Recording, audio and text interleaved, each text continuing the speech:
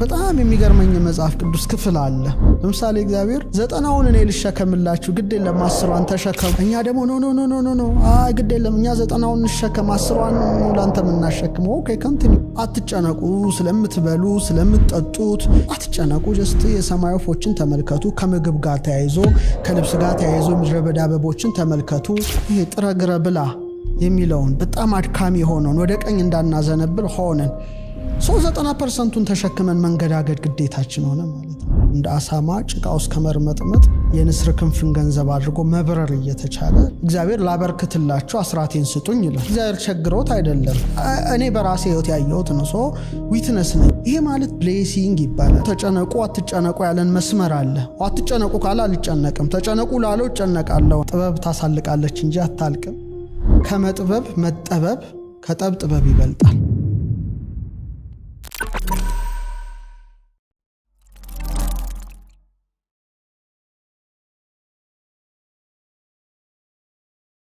ጊዜ አንጻራዊ ነው። በጣም ለየት ያለ ነገር አመለካከት አለኝ ስለ ጊዜ። የሌላውን አላቅም፣ ስለ ራሴ ጉዳይ ነው ማወራው።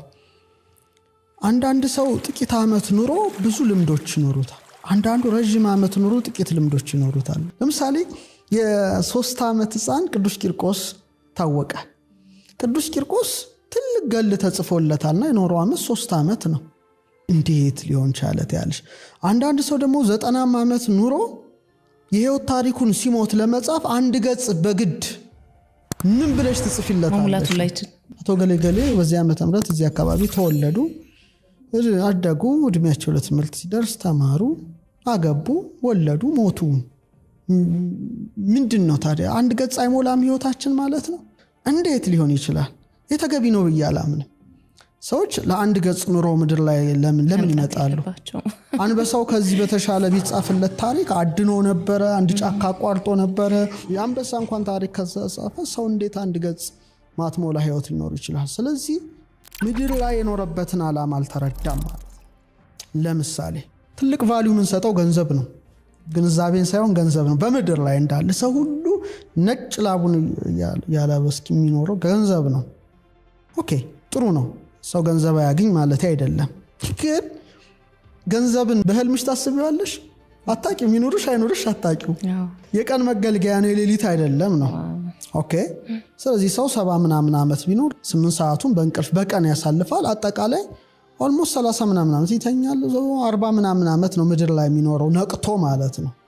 ሰው እድሜ ዘመኑን ገንዘብ ለማግኘት ከኖረና አካውንት ውስጥ 5 ሚሊዮን ብር ይኖር በትንሹ ወይም 10 አይዶን ነው እንዳያመጣጡ ያ ሰው ከዚህ ዓለም ይለያል ነው።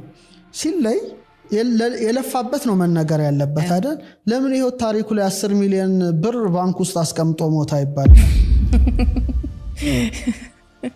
ምን ያህል እዛ ላይ ሲቆም ቆመ ነው ህይወት ታሪካችን ውስጥ እንኳን ሊገባ አይችልም። ሰው ለዚህ ብቻ አልነበረም መፈጠሩ ነው። ዛሱ አይኔ ሁሉ ጊዜ የዓለሙ ሳይንስ ተምረናል፣ ግን ችግሩ ግራ ብሬናችን ነው አክቲቬት የሚያደርገው። የተፈጠርንበትን ዓላማ ስለሚያስረሳን ለቁስ ነው የተወለድነው፣ ለቁስ ነው የምንኖረው፣ ለቁስ ነው የምንሞተው። ስፒሪቹዋል ዓለም አክሰስ ስለማናደርግ ታሪክ የለንም። ከእድሜ ይልቅ የህይወት ኤክስፒሪየንስ ብዙ ነው አልኩኝ። ራሴን ወከየ ነው የምናገር። ይሄ ዳሴን ከንቱ ምናምን አይደለም። ለምሳሌ 16 በላይ ሀገሮች አይቻለሁ፣ 29 መጽሐፍ ጽፌያለሁ። በረሃ ውስጥ፣ በመርከብ ውስጥ፣ በአየር ላይ ብዙ ነገሮች ላወራልሽ እችላለሁ። የህይወት ታሪክ አውራ ብባ ከኖርኩበት እድሜ የሆነ ነገር ፈጥኗል። ኦኬ እዚህ ላይ ቆም ብዬ አስባለሁ ነው። ለምን ይሄ ሆነ ብዬ ሳስብ ጊዜ አንጻራዊ ነው የሚለው መልስ እኔ ላይ ይመጣል። ለምሳሌ ገንዘብ ይበረክታል። እንዴት ይበረክታል? አስራት ሰዎች አስራት ይሰጣሉ ነው። እግዚአብሔር ላበርክትላችሁ አስራቴን ስጡኝ ይላል አይደል? እግዚአብሔር ቸግሮት አይደለም or something አይደለም። ስትሰጪ ይትረፈረፋል ነው። አታቂውም ሲትረፈረፍ ድንገት ይመጣል። ለምሳሌ እኩል ደሞዝ እኔም አንቺም እናገኛለን or እኔና አንቺና ሌላ ያንቺ ተርፎሽ ይዛኛው ደግሞ ወዲያው ቡን ይላል። ምንድነው ቡን ያደረገው? አንዳንዱ ደግሞ ሰጥቶት አያልቅም። ይሄ ማለት ብሌሲንግ ይባላል፣ በረከት። በጣም ሰዎች ገንዘባቸው እንዲባረክ ብቻ ነው የሚመኙት። ጊዜም ባርከው አልፋ እግዚአብሔር ሆይ ጊዜም ባርከው ካልሹ በጣም በጥቂት ጊዜ እጅግ ብዙ ስራ ሊያሰራሽ ይችላል። በቃ እኔ በራሴ ህይወት ያየሁት ነው። ዊትነስ ነኝ፣ አንድ ምስክር ነኝ። ለምሳሌ በጣም የሚገርመኝ መጽሐፍ ቅዱስ ክፍል አለ።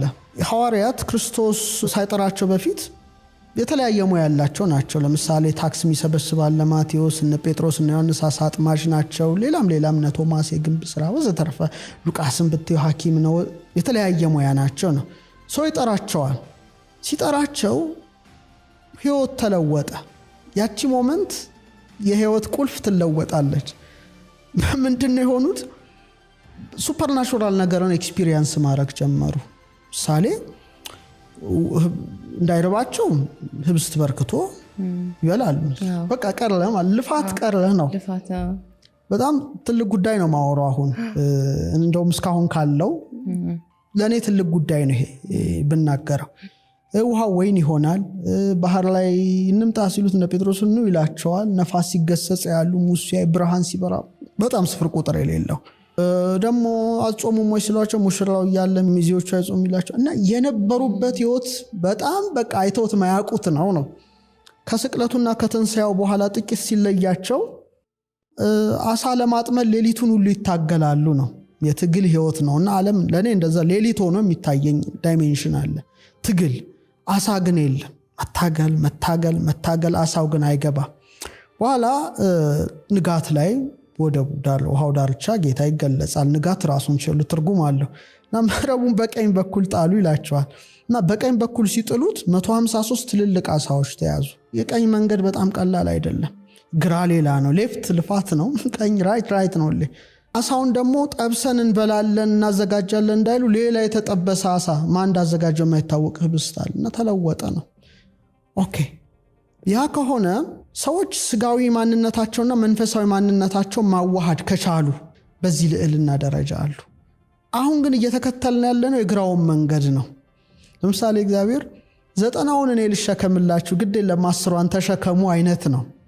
እኛ ደግሞ ኖ ግድ የለም እኛ 90ውን እንሸከም 10ዋን ነው ላንተ የምናሸክመው። ኦኬ ኮንቲኒው።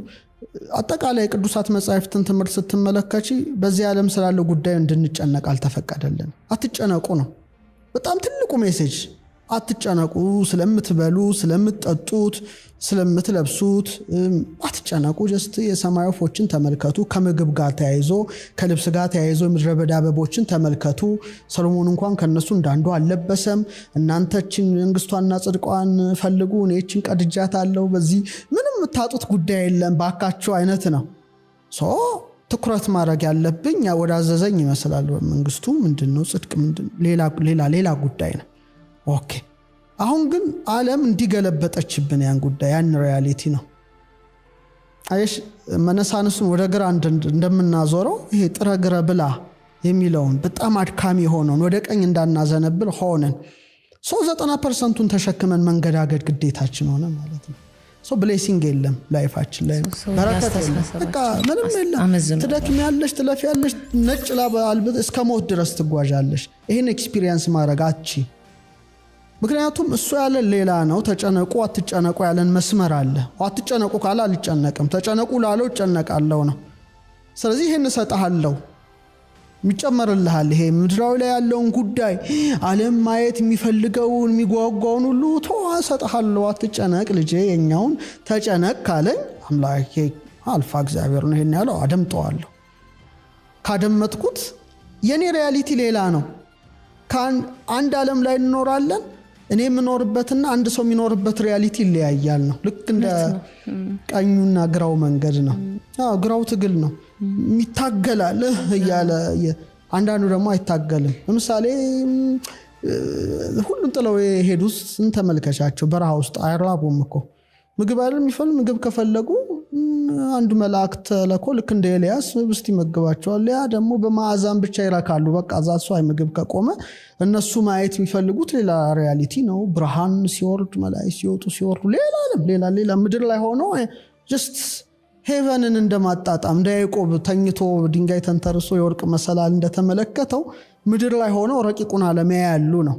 ይሄ ደግሞ ጥሮ ግሮ ላቡን ጠፍ አድርጎ ይኖራል። እና ምንድነው ወደ መጽሐፉ ስንሄድ ብዙ ጊዜ የሚባለው ኮንሰፕት ካንዱ አንዱ ይለያያል። በቃ ይሄን ያየሁት ነው፣ በራሴ ነው። ሌላው አይመለከተኝም በዚህ ላይ አንድ የራሴ ሻራ ያለኝ ሰው በመሆኔ ማለት ነው። ስለዚህ ሰዎች ጊዜያቸው እንዲባረክ እግዚአብሔርን ቢጠይቁት ጥበብ ታሳልቃለች እንጂ አታልቅም። በጣም ሰፊ ዓለም ነው። በጣም የሚያስደስት ዓለም ነው። ከመጥበብ መጠበብ ከጠብ ጥበብ ይበልጣል። ይህን ብቻ ቢይዙ በቂ ነው እና ከፍ ብለው እንዲመለከቱ ዝቅ ካልሽ ዝቅታ ብዙ ጊዜ ላለው እንደ አሳማ ጭቃ ውስጥ ከመርመጥመጥ በልዕልና መጓዝ የንስር ክንፍን ገንዘብ አድርጎ መብረር እየተቻለ ለምንድን ነው?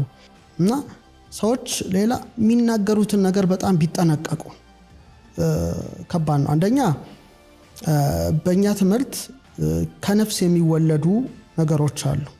ልብ መውለጃ ናት። ቃልን ትወልዳለች፣ ትንፋስን ታወጣለች። ስለዚህ ልብ ሐሳብ ነው። ሰዎች የሚያስቡት ራሱ ኃይል አለው እንኳን የሚናገሩት። ስለዚህ የምናስበውን በጣም ብንጠነቀቅ ራሱን የቻለ ኃይል ስለሆነ ማለት ነው። ኃይለ ንባብ የሚባል አለ። ቃል ነው። ቃል በጣም ኃይል አለው እና የምንወረውራቸው ቃላቶች እጅግ ከፍተኛ ኃይል አላቸው። አንድ ነገር ወደ አንድ ቅርጽ የመለወጥ አቅም አላቸው። ለምሳሌ ይሄ ውሃ ቀተሽልኛል አይደለ? እስካሁን ያወራነው ነገር በጎ ነገር ስለሆነ ይሄን ውሃ ደስ ብሎኝ ነው መጠጣው። ምክንያቱም የተናገርኩት ቃል ኤነርጂ ውሃው ላይ ያርፋል ነው። ጀስት ሜሞሪውን ይይዘዋል ነው። ለምሳሌ እናት አባቶቻችን ጠበልን ውጪ ያስቀምጣሉ። ጀስት ለምን የምንናገረው ነገር ውሃውን ያረክሰዋል ነው፣ ይበክለዋል እና አንቺ ያድነኛል ብለሽ የምትጠጪው መልሶ ይገልሻል ነው። ስለዚህ የምናወጣው ቃል ራሳችን መልሶ ይገለናል ነው። ለምሳሌ ጃፓናዊ ሳይንቲስት እንዳደረገው ማለት ነው። ውሃ ላይ ጥሩ ቃል መጥፎ ቃል ጽፎ ድጋም አደረገ ነው። ሪሳይት ያደርጋል። I love you I hate you ፖዚቲቭ ወርድስ ኔጌቲቭ ወርድስ። ከዛ ጥሩ ቅርጽ የሰራው መልካም ቃል የተነገረበት ውሃ ነው። ክፉ ቃል የተነገረበት ውሃ በጣም በ24 ሰዓት ውስጥ ነው የተፈረከሰው። ስለዚህ የሚፈረክሱንን ቃላት ብንጠነቀቅ ጥሩ ነው። በጣም አንደበታችን ቁጥብ የተረጋጋ ከምስጋና በቀር ሌላ ባያወጣ መርጣለሁ። ምክንያቱም መልሶ እኛኑ ነው የሚጎዳን ማስጠየቁ ሌላ። ሶስተኛ ኢቭን ከልብ እስትንፋስ ይወጣል ይባላል። ስርጸት በሃ ፊደል እንወከላታለን። ለአብርሃም የተሰጠው ሃ ነው። ለሳራ የተሰጣታ ነው። ለኛ ሶራ ሳራ እንላለን እንጂ በሂብሪው ሳራይ እና ሳራህ ነው። ሃ ነው የተሰጣት። ሃ እስትንፋስ ነውና ምን ተነፍሰው ራሱ ኃይል አለው ነው።